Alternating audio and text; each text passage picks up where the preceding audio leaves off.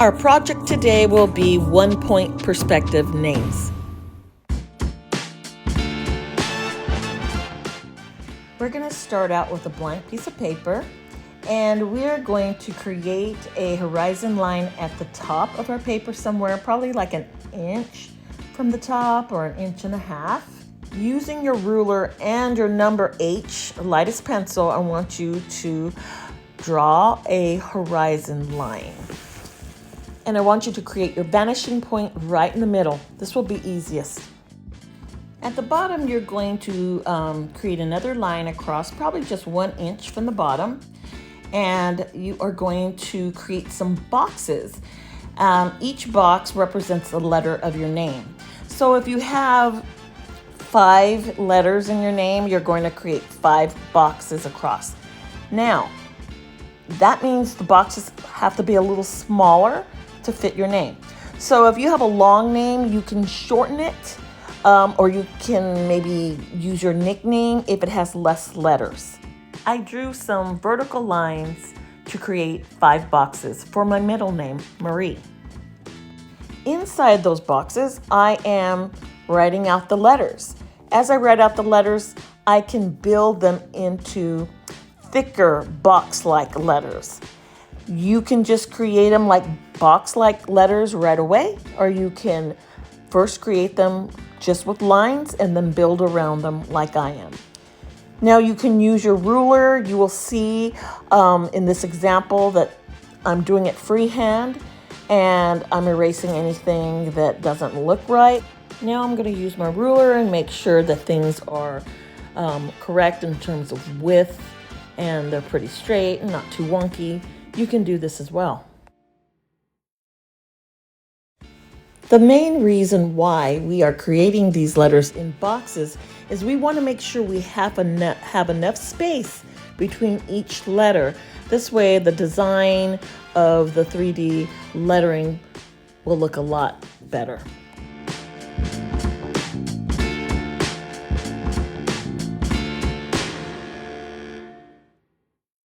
The spacing looks pretty good, but when I look at the I and the E, I see that the E is really far away.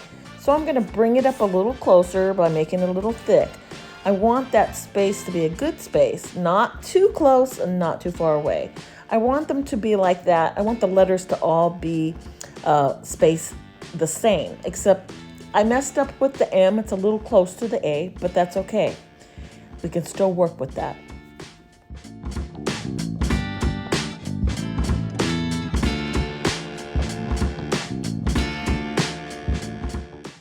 Make sure to erase any lines that don't belong to the drawing. So I'm going to erase all the lines that don't belong there. I'm going to erase the box lines at the top and at the bottom as well. Now it's time to align our ruler with the vanishing point and align it to the edge of that letter.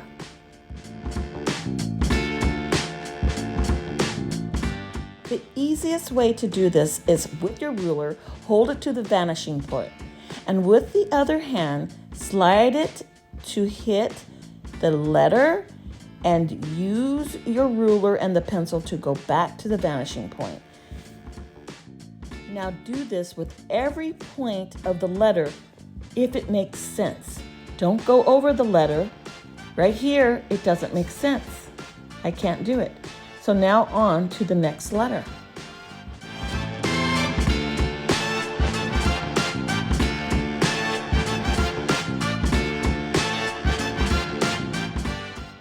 You see here, I make sure I did not go over that I.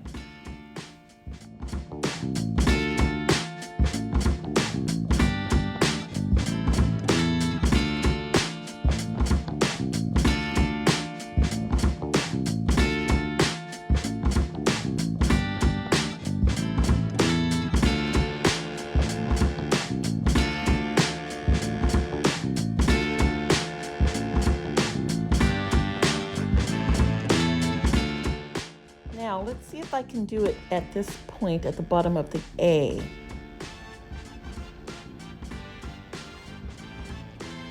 Not much, there's barely anything there.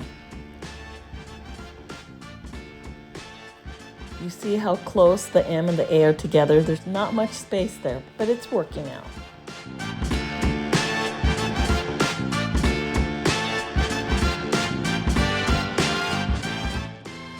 Okay, so if you see anything that's off, go ahead and fix it. You have an eraser, use your eraser as needed, and the ruler. Okay, at this point you can use your black Sharpie. I also have some colored markers if you want to use that. Don't use one that's too thick though. You want to make sure it's probably the size of a Sharpie point. And go ahead and outline your letters by hand. I think it's easier that way.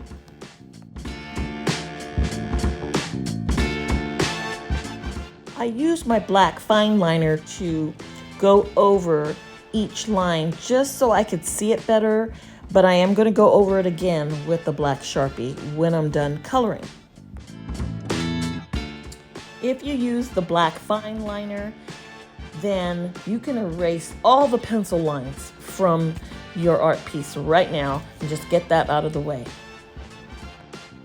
I would suggest using your largest eraser because this is going to remove so much of the pencil marks, better than the one that you would use on your pencil.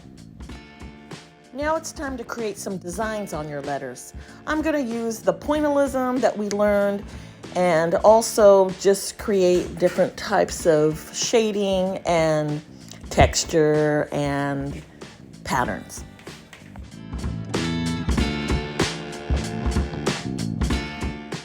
Now use your colored pencil to create color.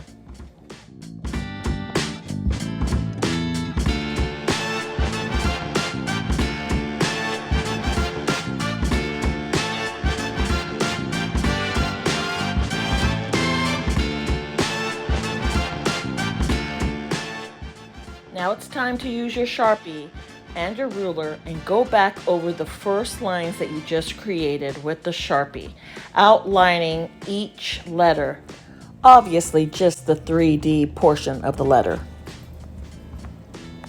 If you have time, you can add some stars, you can add a box, any shape you want, a diamond, and go ahead and create that as a 3D effect also.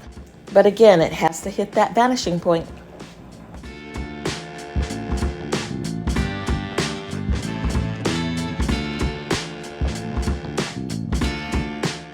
There you have it, you're done. I decided not to color my letters, and if you want to do that, you can do that as well. You can just use black and white for the letters using your Sharpie, or you can color your letters using colored pencils, just like I did with my first name.